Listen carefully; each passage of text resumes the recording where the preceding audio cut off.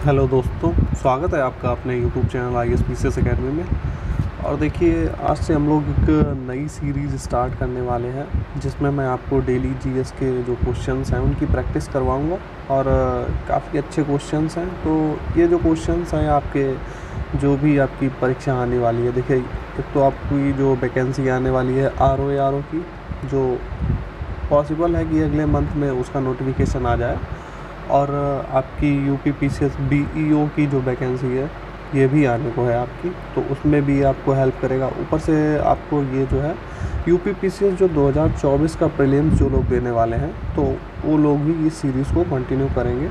इससे आपको बहुत ही ज़्यादा बेनिफिट मिलेगा। और अदरवाइज़ अगर आप किसी और एग्ज़ाम की प्रिपरेशन कर रहे हैं जिसमें जीएस का वेटेज ज़्यादा है, तो वहाँ पे भी जैसे कि आपका इलाहाबाद हाई कोर्ट का RO हो गया, तो ये उसमें भी वीडियो ये जो क्वेश्चंस हैं आपकी काफ़ी हेल्प करेंगे। और सेगमेंट वाइज हम लोग देखेंगे। आज पॉलिटी का सेगमेंट है और इसी तरीके से हिस्ट्री, ज्योग्राफी, पॉलिटी, इन सब के हम लोग क्वेश्चन जो है MCQ फॉर्म में सॉल्व किया करेंगे। तो चलिए स्टार्ट करते हैं। आज का हमारा पहला क्वेश्चन जो है वो कह रहा है कि निम्नलिखित में से जो है किसको जो है संविधान के द्वारा मौलिक अधिकारों को लागू करने की शक्ति दी गई है। तो जो मौलिक अधिकारों को जो लागू करता है, आपके ऑप्शन दिए हुए हैं कि भारत के सभी न्यायालय लागू करते हैं, या राष्ट्रपति को ये अधिकार है कि वो मौलिक अधिकारों को लागू करे, या फिर संसद को, या सर्वोच्च न्यायालय एवं उच्च न्यायालय को। तो देखिए, जो मौलिक अधिकारों को लागू करने की शक्ति दी गई है तो वो सर्वोच्च न्यायालय एवं उच्च न्यायालयों को दी गई है। भारत के सभी न्यायालयों को नहीं दी गई है, क्योंकि इसमें जो सेशन कोर्ट होते हैं जो हर डिस्ट्रिक्ट में होते हैं, तो उनके पास में ये जो है शक्ति नहीं होती। राष्ट्रपति के पास में भी नहीं होती है और संसद के पास में भी नहीं होती। सर्वोच्च न्यायालय और उच्च न्यायालय के पास में मौलिक अधिकारों को लागू करने की शक्ति होती है। अगर आपके मौलिक अधिकारों का हनन होता है तो आप सीधे सुप्रीम कोर्ट भी जा सकते हैं और हाई कोर्ट भी जा सकते हैं। सुप्रीम कोर्ट उसके बाद में जो है रिट जारी करता है आर्टिकल 32 के तहत, और हाई कोर्ट रिट जारी करता है आर्टिकल 226 के तहत, 226 के तहत रिट जारी करके जो है आगे का प्रोसेस स्टार्ट करता है। चलिए नेक्स्ट क्वेश्चन हम लोग देखते हैं। अगला क्वेश्चन जो हमारा है वो कह रहा है कि निम्नलिखित वक्तव्यों पर ध्यान दीजिए। निम्नलिखित वक्तव्यों पर ध्यान दीजिए। क्या ध्यान देना है हमको कि किसी को राष्ट्रगीत गाने के लिए बाध्य नहीं किया जा सकता है, क्योंकि तो यहाँ पे क्या क्या चीज़ें हैं जिनको लेकर उसको बाध्य नहीं किया जा सकता है। तो क्या चलिए पहला देखते हैं कि इससे क्या होता है कि वाक स्वतंत्रता, वही है कि स्वतंत्रता यानी कि बोलने की स्वतंत्रता, अपनी अभिव्यक्ति करने के अधिकार का इससे उल्लंघन होता है अगर आप किसी को राष्ट्रगीत गाने के लिए बाध्य करेंगे। तो पहला जो है जो स्टेटमेंट है वो सही दे रखा है। सेकंड वाला देखते हैं कि इससे क्या होता है कि अंतःकरण की और धर्म के अबाध रूप से आचरण और प्रचार करने की स्वतंत्रता के अधिकार का उल्लंघन होता है। तो सेकंड वाला स्टेटमेंट भी ठीक है। और थर्ड वाला देखते हैं कि राष्ट्रगीत गाने के लिए किसी को बाध्य करने वाला कोई विधिक उपबंध अभी तक हमारे जो है नहीं है, या फिर हमारे संविधान में अभी तक नहीं बना है। तो तीनों स्टेटमेंट जो हैं सही दे रखे हैं। हमारा जो ऑप्शन हो जाएगा, ऑप्शन नंबर 1, 2, 3, ये सभी ऑल ऑफ द करेक्ट, यानी कि ऑप्शन नंबर C हमारा यहाँ पे करेक्ट हो जाएगा। चलिए क्वेश्चन नंबर 3 देखते हैं हम लोग। क्वेश्चन नंबर 3 कह रहा है कि भारतीय संविधान का कौन सा अनुच्छेद जो है वो अल्पसंख्यकों को जो है अपनी मनपसंद के शिक्षण संस्थानों को स्थापित एवं संचालित करने के अधिकार को संरक्षण प्रदान करता है। तो अल्पसंख्यकों की बात हो रही है। तो देखते हैं अनुच्छेद 19। तो अनुच्छेद 19 में क्या है, तो अनुच्छेद 19 में बात आती है, तो इसमें लिखा हुआ है कि अभिव्यक्ति की स्वतंत्रता जो है ये आर्टिकल 19 में आती है। अनुच्छेद 26 में क्या आता है, तो धार्मिक मामलों के प्रबंधन के लिए इसमें जो है उपबंध दिए गए हैं। ये अल्पसंख्यकों के लिए नहीं, ये सभी नागरिकों के लिए, भारत के सभी नागरिकों के लिए जो है ये प्रावधान दिए हुए हैं। भारत के यहाँ पे आपको विदेशी भी मिल जाएंगे। ऐसा कुछ जो मौलिक अधिकार होते हैं भारतीयों को और कुछ विदेशियों को भी प्राप्त होते हैं। तो अनुच्छेद जो 26 है ये आपका भारतीयों और जो है विदेशी नागरिकों को भी प्राप्त है। चलिए अनुच्छेद 29 देखते हैं। तो अनुच्छेद 29 में किस बात का उपबंध है, तो अल्पसंख्यकों के हितों का संरक्षण जो है अनुच्छेद 29 में दिया हुआ है। और अनुच्छेद जो है 30 में किस बात का प्रावधान है, तो अनुच्छेद जो 30 है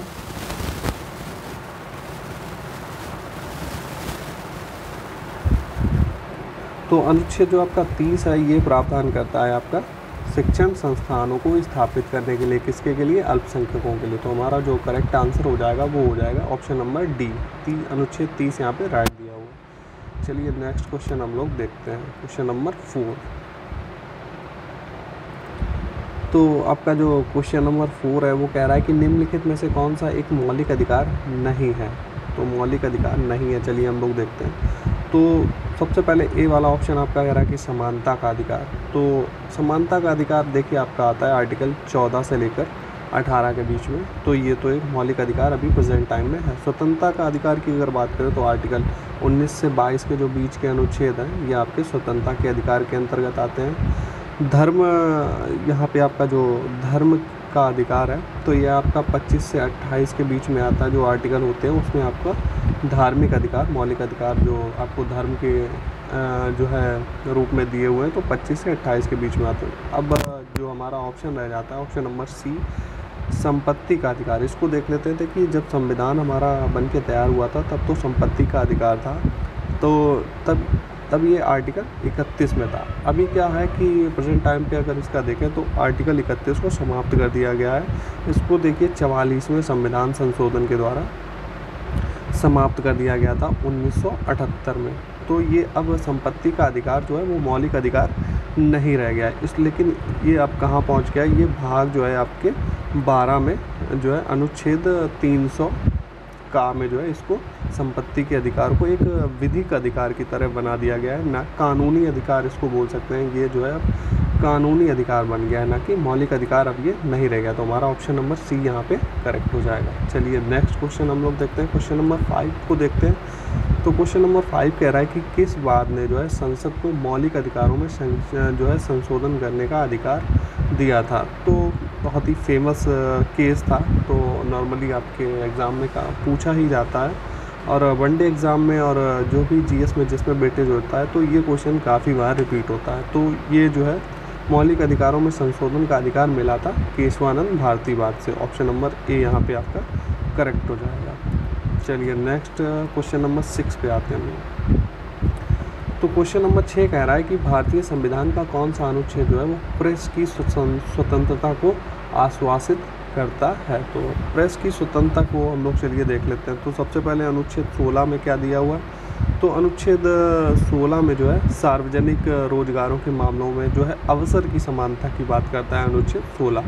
अनुच्छेद अगर 19 की हम लोग बात करें तो अनुच्छेद 19 में क्या है? अभिव्यक्ति की आज़ादी, यानी कि यहाँ पे आपको बोलने की आज़ादी, अपने विचारों को अभिव्यक्त करने की आज़ादी है। तो इसके ही अंतर्गत आपकी आती है प्रेस की स्वतंत्रता। तो ऑप्शन नंबर बी हमारा यहाँ पे करेक्ट हो जाएगा। लेकिन चलिए हम लोग अनुच्छेद 22 को भी देख लेते हैं। तो अनुच्छेद 22 में क्या दिया है कि कुछ मामलों में गिरफ्तारी तथा निरुद्धता से संरक्षण, ये जो है अनुच्छेद 22 में दिया गया है। अनुच्छेद 31 को तो हम देख ही चुके हैं, इसको जो है संपत्ति के अधिकार जो है था इसको हटा के अब जो है कानूनी अधिकार बना दिया गया। तो अनुच्छेद 31 जो है अब जो है समाप्त हो गया है। नेक्स्ट क्वेश्चन हम लोग चलिए देखते हैं, क्वेश्चन नंबर 7 जो हमारा आज का है। तो इसमें कह रहा है कि निम्नांकित अधिकारों में से कौन से अधिकार भारत में सभी व्यक्तियों को उपलब्ध नहीं है? तो भारत में सभी व्यक्तियों को उपलब्ध नहीं है, इससे क्या मतलब है? यहाँ पे वो जो भारत के निवासी हैं, यानी कि भारत के नागरिक और गैर नागरिक, दो कैटेगरी होती है, भारत के नागरिक और गैर नागरिक। तो जिसके पास में भारत की नागरिकता है और जो विदेशी नागरिक हैं तो दोनों को ही, मतलब कि सभी व्यक्तियों को उपलब्ध नहीं है। तो यहाँ पे कहीं ना कहीं बात हो रही है कि सभी को नहीं, तो कौन? भारत के नागरिकों को ही उपलब्ध है, सभी को नहीं। तो कौन कौन से हैं चलिए उनको हम देख लेते हैं। तो सबसे पहले बात करते हैं विधि के समक्ष समानता।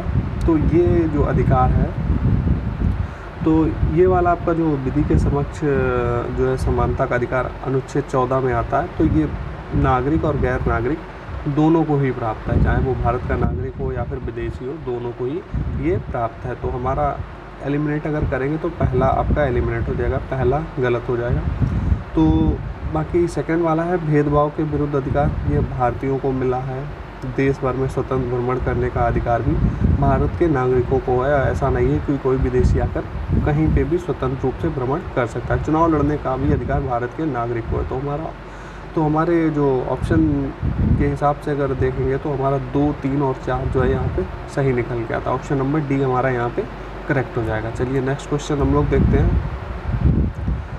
अगला क्वेश्चन कह रहा है कि 6 वर्ष की आयु से जो है 14 वर्ष की आयु के जो है सभी बच्चे यानी शिशुओं को शिक्षा का अधिकार जो है दिया गया है, तो ये किसके अंतर्गत आता है? तो देखिए ये आपके ऑप्शन दे रखे हैं कि राज्य के नीति निर्देशक तत्व यानी कि डीपीएसपी या फिर संवैधानिक या फिर मूल अधिकार या फिर उपयुक्त में से कोई नहीं। तो ये किसके अंतर्गत आता है? तो ये आता है आपके मूल अधिकारों के अंतर्गत। 6 वर्ष की आयु से लेकर 14 वर्ष की आयु तक के सभी बच्चों के जो है शिक्षा का अधिकार, ये आपका आएगा मूल अधिकार में। ऑप्शन नंबर बी यहाँ पे आपका करेक्ट हो जाएगा। चलिए क्वेश्चन नंबर 9 हम लोग देखते हैं। क्वेश्चन नंबर 9 कह रहा है कि डॉक्टर भीमराव अम्बेडकर ने निम्न मौलिक अधिकारों में से किसी संविधान की हृदय एवं आत्मा कहा है? तो जो संविधान बन के तैयार हुआ है, तो डॉक्टर भीमराव अम्बेडकर ने जो है संवैधानिक उपचारों का जो अधिकार है इसको संविधान की हृदय एवं आत्मा कहा है। ऑप्शन नंबर डी यहाँ पे आपका करेक्ट हो जाएगा। चलिए नेक्स्ट देखते हैं क्वेश्चन नंबर 10। क्वेश्चन नंबर 10 कह रहा है कि संविधान के किन अनुच्छेदों के अनुसार जो है ओबीसी यानी कि अन्य पिछड़ा वर्ग को आरक्षण के प्रावधान किए गए हैं? तो जो भी आरक्षण के जो भी प्रावधान होते हैं तो वो आपकी किस में होते हैं? आर्टिकल 15 के 4 या फिर 15 का जो सब क्लॉज 4 है इसके अंतर्गत होते हैं। ऑप्शन नंबर सी आपका यहाँ पे करेक्ट हो जाएगा। बाकी अगर एक एक करके अगर आप लोग आर्टिकल देखें तो अनुच्छेद 13 और 14, अनुच्छेद 13 में तो जो है आपके मौलिक अधिकारों को असंगत करने वाली जो है विधि है, मान लीजिए कोई भी गवर्नमेंट या फिर संसद कोई ऐसा कानून नहीं बना सकती है जो कि मौलिक अधिकारों को असंगत करती हो, वो स्वतः ही समाप्त हो जाएंगे। हालांकि इसमें कुछ एक्सेप्शन भी होते हैं, उन पे हम लोग डिटेल में नहीं जाएंगे। अनुच्छेद 14 कानून के समानता से संबंधित है, तो यहाँ पे आरक्षण अगर बात हो रही है तो इस तरीके से आप इसको एलिमिनेट भी कर सकते हैं। यहाँ पे अनुच्छेद 15 में क्या आपका दिया रहता है? धर्म, जाति, मूल वंश के आधार पर कोई भेदभाव नहीं किया जाएगा। अनुच्छेद अगर 17 की बात करें तो अस्पृश्यता उन्मूलन की बात करता है, और अनुच्छेद 18 उपाधियों के अंत की जो है यहाँ पर उपाधियों का उन्मूलन किया गया है अनुच्छेद 18 में। तो हमारा जो आरक्षण से संबंधित जो आर्टिकल है वो 15 और 16 का जो सब क्लॉज 4 है इसके तहत जो है इसका उपबंध किया गया है। चलिए नेक्स्ट क्वेश्चन हम लोग देखते हैं। 11 नंबर क्वेश्चन कह रहा है कि भारतीय संविधान में निम्न में से कौन सा अधिकार प्रदान नहीं करता है? भारत का जो संविधान है वो कौन सा अधिकार प्रदान नहीं करता है, यानी कि कौन सा जो है मौलिक अधिकारों की श्रेणी में नहीं आता है? तो समानता का अधिकार हम लोग देख चुके हैं, अनुच्छेद 14 में आता है। स्वतंत्रता का अधिकार भी हम लोग देख चुके हैं, ये आता है आपका 19 से 22 में। और धर्म वाला जो है आपका 25 से 28 में आता है। समान आवास का जो है अधिकार, ये मौलिक अधिकार हमारे संविधान में नहीं दिया हुआ है। ऑप्शन नंबर ए आपका यहाँ पे करेक्ट हो जाएगा। नेक्स्ट क्वेश्चन नंबर 12 देखते हैं। तो मौलिक अधिकार किस तरीके के हैं? तो आपके ऑप्शन है वाद योग्य हैं, अवाद योग्य हैं, लचीले हैं या फिर कठोर है। तो मौलिक अधिकारों की बात करें तो ये वाद योग्य हैं। वाद योग्य से मतलब यहाँ पे ये है कि अगर मान लीजिए आपके मौलिक अधिकारों का उल्लंघन होता है तो उस उल्लंघन के खिलाफ आप जो है सुप्रीम कोर्ट या फिर हाई कोर्ट जा सकते हैं, तो इसलिए इनको बोला जाता है वाद योग्य। जैसे कि डीपीएसपी क्या होता है कि अगर उनका उल्लंघन या फिर उनको सरकार फॉलो नहीं करती तो वो उनके खिलाफ आप सुप्रीम कोर्ट या फिर कोर्ट नहीं जा सकते हैं। तो वो किस तरीके के होंगे? वो आपके होंगे अवाद योग्य। तो यहाँ पे हमारा ऑप्शन नंबर ए यहाँ पे करेक्ट दिया हुआ। चलिए नेक्स्ट क्वेश्चन हम लोग देखते हैं। क्वेश्चन नंबर 13 हम लोग देखते हैं। 13 नंबर क्वेश्चन कह रहा है कि संविधान का कौन सा अनुच्छेद जो है दोषसिद्धि के संबंध में अभियुक्तों को दोहरे दंड एवं स्व अभिशंसन से संरक्षण प्रदान करता है? देखिए थोड़ी सी टिपिकल लैंग्वेज है हिंदी की, तो हो सकता है इसको समझने में आपको दिक्कत हो। दोहरे दंड से मतलब ये है कि जैसे कि आपने एक बार कोई गुनाह किया है तो एक बार में एक बार की ही आपको सज़ा मिलेगी। और स्व अभिशंसन से यानी कि आप खुद के खिलाफ गवाही से आपको जो है बचाव मिलेगा। आपको फोर्स नहीं किया जा सकता है कि आप जिस तरीके से आप देखेंगे कि पुलिस कस्टडी में जाके वहाँ पे टॉर्चर करने के बाद में जो अपराधी वगैरह होते हैं, यानी कि जो अपराधी हैं या नहीं है, तो वहाँ पे क्या होता है कि जो है उनको खुद जो है गुनाह कबूल करने के लिए कहा जा सकता है। तो ये आपका मौलिक अधिकार है कि आप जो है खुद के अपने लिए जो है खुद के खिलाफ जो है गवाही नहीं दे सकते। ये आपका कानूनी यानी कि मौलिक अधिकार भी है। तो तो इसकी चर्चा किस आर्टिकल में हुई है, तो ये आपका आर्टिकल आता है अनुच्छेद 20, ऑप्शन नंबर डी जो 20 है आपका, यानी कि अनुच्छेद 20 जो ऑप्शन नंबर डी है वो है यहाँ पे आपका करेक्ट दिया हुआ है। अनुच्छेद 19 तो हम लोग देख चुके हैं, तो अभिव्यक्ति की स्वतंत्रता अनुच्छेद 19 में आ गई आपकी, और अनुच्छेद 22 में गिरफ्तारी से संरक्षण यहाँ पे कुछ मामलों में प्राप्त होता है, और अनुच्छेद 21 तो प्राण एवं दैहिक स्वतंत्रता की बात करता है। दो सिद्धि से संबंध वाला कौन सा है, हमारा अनुच्छेद 20, ऑप्शन नंबर डी दिया हुआ। चलिए नेक्स्ट क्वेश्चन हम लोग देखते हैं, मैचिंग का क्वेश्चन है, चलिए इसको हम लोग मैच कर लेते हैं। तो सबसे पहले अगर हम बात करें तो मौलिक कर्तव्यों की, तो मौलिक कर्तव्य से संबंधित कौन सा है, तो यहाँ पे क्या है कि मौलिक कर्तव्यों में कब संशोधन हुआ था, तो ये 42वां संविधान संशोधन जो हुआ था वो मौलिक अधिकारों में जो है संशोधन से संबंधित है। आपका संसद मौलिक अधिकारों में संशोधन कर सकती है, तो ये जो है बात किस में कही गई थी, ये केशवानंद भारती जो केस आया था तो उसमें ये बात कही गई थी कि संसद जो है मौलिक अधिकारों में संशोधन कर सकती है। सी वाला देखते हैं कि मूल ढांचे का जो है सिद्धांत, ये आया था आपका स्टार्टिंग में मिनर्वा मिल्स केस में जो है मूल ढांचे का सिद्धांत जो है स्टार्ट हुआ था सबसे पहले अगर बात करी जाए। और इंसानों यानी कि ह्यूमन ट्रैफिकिंग की बात ये आपकी आती है आर्टिकल 23 में।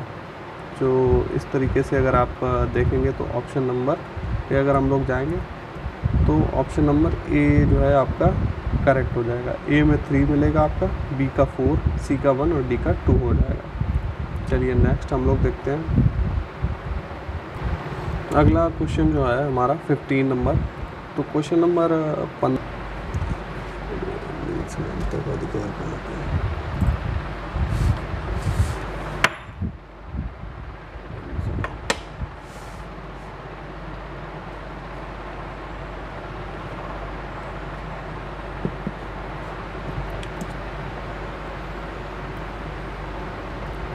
तो यहाँ पे जो आपका अधिकार दिया हुआ है सूचना का अधिकार, देखिए क्या है कि ये आपका मौलिक अधिकार नहीं है, तो ऑप्शन नंबर सी यहाँ पे आपका करेक्ट हो जाए। बाकी आपके देश के किसी भी भाग में बसने का अधिकार, लिंग समानता का अधिकार, शोषण के विरोध अधिकार, ये आपके मौलिक अधिकार दिए हुए हैं। चलिए नेक्स्ट क्वेश्चन हम लोग देखेंगे। अगला क्वेश्चन कह रहा है कि भारतीय संविधान की जो प्रस्तावना में जो प्रयुक्त समाजवाद शब्द को निम्नलिखित में से किस अनुच्छेद या फिर अनुच्छेदों को मिलाकर पढ़ने से सर्वोच्च न्यायालय को समान कार्य करने के लिए समान वेतन को मौलिक अधिकार परिभाषित करने की शक्ति प्राप्त हुई है। तो ये देखिए अगर आप इस तरीके का जो अनुच्छेद मिला के पढ़ेंगे तो ये आप अनुच्छेद 14 और 16 को मिला के पढ़ेंगे तो ये समाजवाद का जो है आपका जो है मीनिंग निकलेगा। समान वेतन के लिए जो आपका समान कार्य के लिए समान वेतन का जो मीनिंग निकलेगा वो आपको अनुच्छेद 14 और 16 मिला के जब पढ़ेंगे तब इसका जो है मीनिंग निकलेगा। चलिए नेक्स्ट क्वेश्चन नंबर 18 पे आते हैं हम लोग। क्वेश्चन नंबर 18 कह रहा है कि निम्नलिखित में से किन्हें सर्वोच्च न्यायालय ने मौलिक अधिकार के रूप में मान्यता दी है या फिर मान्यता दिया है। तो अगर आप देखेंगे तो यहाँ पे आवास का अधिकार हमारे मौलिक अधिकारों पे आता है, विदेशी यात्रा का अधिकार भी आता है, समान कार्य करने के लिए समान वेतन ये जो है आपका DPSP में आता है, ना कि आपका मौलिक अधिकारों में, ये नीति निर्देशक तत्वों में आता है। तो हमारा जो ऑप्शन करेक्ट हो जाएगा वो हो जाएगा ऑप्शन नंबर ए 1 और 2। चलिए नेक्स्ट 19 नंबर क्वेश्चन हम लोग देखते हैं कि किसी अपराध के अभियुक्त को स्वयं अपने विरुद्ध गवाह बनने के लिए जो है बाध्य नहीं किया जा सकता है। तो अभी हम लोग ऊपर भी आर्टिकल की चर्चा करी थी हम लोगों ने, तो अनुच्छेद 20 में 20 का जो सब क्लॉज 3 है तो इसमें इस बात का प्रावधान है कि किसी भी अपराधी को खुद के विरुद्ध गवाह बनाने के लिए बाध्य नहीं किया जा सकता है। चलिए नेक्स्ट हम लोग देखते हैं आज का हमारा लास्ट क्वेश्चन। देखिए हम लोग इस सीरीज़ में 20-20 क्वेश्चन देखेंगे, काफ़ी महत्वपूर्ण होंगे। सेगमेंट वाइज आपके देखेंगे, आज पॉलिटी का हो सकता है, कल हिस्ट्री का हो, ज्योग्राफी का हो, इस तरीके से हम क्वेश्चंस को सॉल्व करेंगे। 20 आज हमारा लास्ट क्वेश्चन है। तो भारतीय संविधान के अंतर्गत निम्नलिखित अधिकारों में से कौन सा एक अधिकार सभी व्यक्तियों को प्राप्त है? सभी व्यक्तियों को यानी कि भारत के नागरिक भी और गैर नागरिक भी। तो ऑप्शन देखते हैं, तो यहाँ पे विधि के समान संरक्षण का अधिकार ये देखिए सभी को प्राप्त है, भारत चाहे वो भारत का नागरिक हो या फिर विदेशी नागरिक हो। विधि यानी कि कानून के समक्ष उसको समान ही समझा जाएगा। तो ऑप्शन नंबर ए ही हमारा यहाँ पे करेक्ट हो जाता है। भेदभाव के विरुद्ध अधिकार, स्वतंत्रता का अधिकार और संस्कृति एवं शैक्षणिक अधिकार ये सिर्फ और सिर्फ भारत के नागरिकों को प्राप्त है।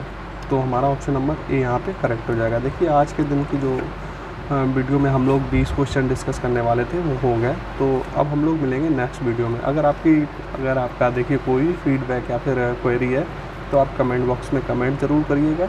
और मैं जो अब ये जो सीरीज़ है आपकी डेली बेसिस पे कंटिन्यू रहेगी आपके एग्ज़ाम तक, जो भी मैंने आपको बताए हैं।